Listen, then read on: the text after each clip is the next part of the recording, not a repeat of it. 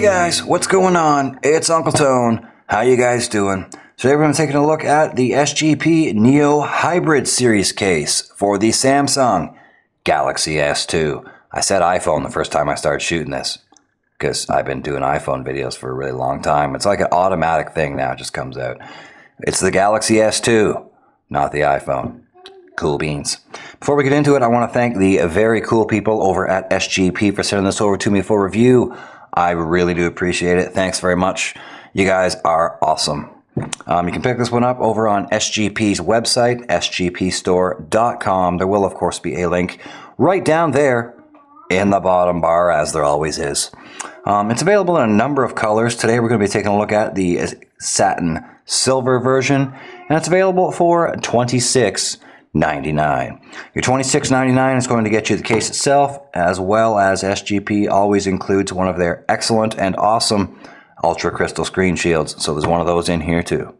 Cool beans. So let's go ahead and pop it open and take a look at it. There is the case itself.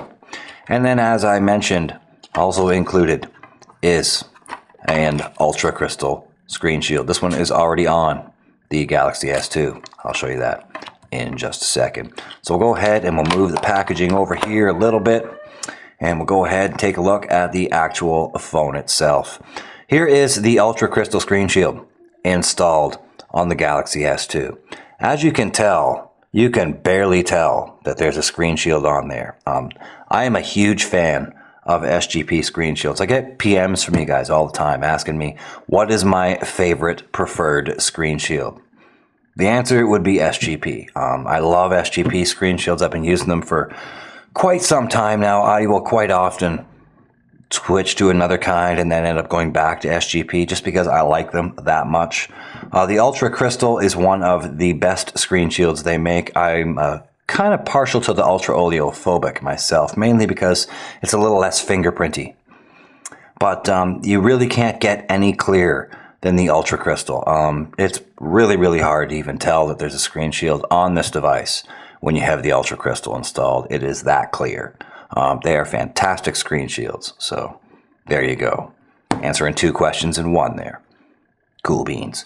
So to put this one on the phone, you're simply going to pull the inner silicone liner out of it. It's not really a silicone. It's more of a TPU material, but it's a very soft and pliable TPU material that does not attract lint at all. It does attract a little bit of fingerprint grease there in the back, as you can see, but it's very simple to wipe it off with a damp cloth, and it's perfectly clean. So, and it doesn't attract lint in your pocket, which I really like. I hate it. One of the main reasons I don't like silicone cases is, the lint attraction drives me crazy.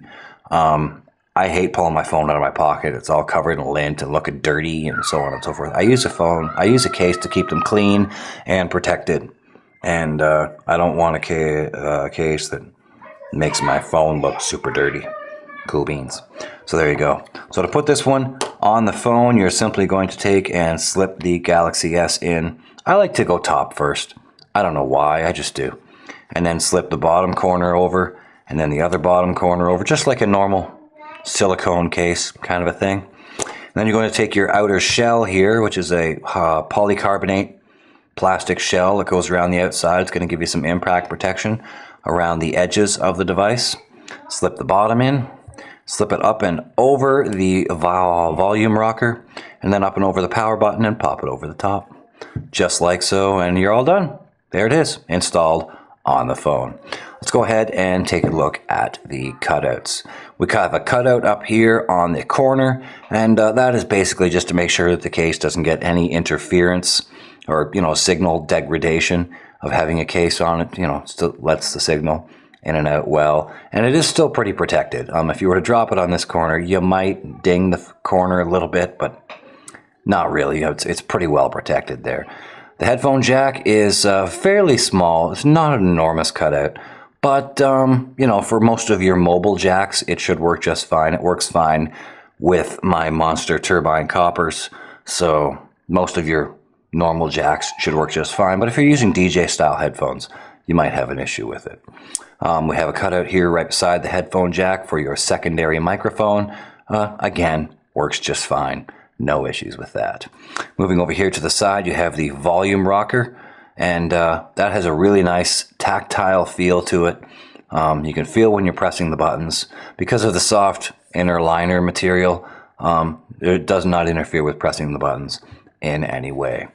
Same thing over here on the other side with the sleep wake button, power button. Works super well. No issues with operating that at all. It works really, really well. So there you go. Moving down here to the bottom, you have 3 cutouts down here at the bottom. Here on the back, you have a cutout for your speaker, which works just fine. And then you have a cutout for your main microphone and your USB micro USB charging and syncing port. Cool beans. Taking a look at the front, you got a really nice little lay on the table design here with the material going all the way around the screen. There's no issue with screen shield bubbling here of any kind. I have just managed to fingerprint this screen up like a beast. So we'll give it a little wipe here, just try and clean it off a little bit. That's a little bit better. You got that nice lay on the table design here. So if you want to go ahead and lay it down on the table, you can, and you don't need to worry about your screen being scratched or anything. But although, like I said, you should be using the included screen shield because it's awesome and you barely know it's there. So there you go. That is pretty much going to do it for my review on the Samsung, on the Neo Hybrid series case for the Samsung Galaxy 2. Apparently I can't talk today, guys. My bad. I apologize. Thanks again to the very cool people over at SGP for sending this over to me for review. I really do appreciate it. I have been a big fan of SGP cases for a while now, and this one doesn't disappoint. It's an awesome case. It works really, really well, and it doesn't add a whole lot of bulk to the phone. It's fairly thin. It maintains the nice thin profile of the Galaxy S2 while adding quite a bit of protection to it. So in the event that you were to accidentally drop it. Cool beans. So that's going to do it for today. Thanks for watching. I hope you guys found this review helpful, and we'll see you in the next one. Cool beans. Rock on.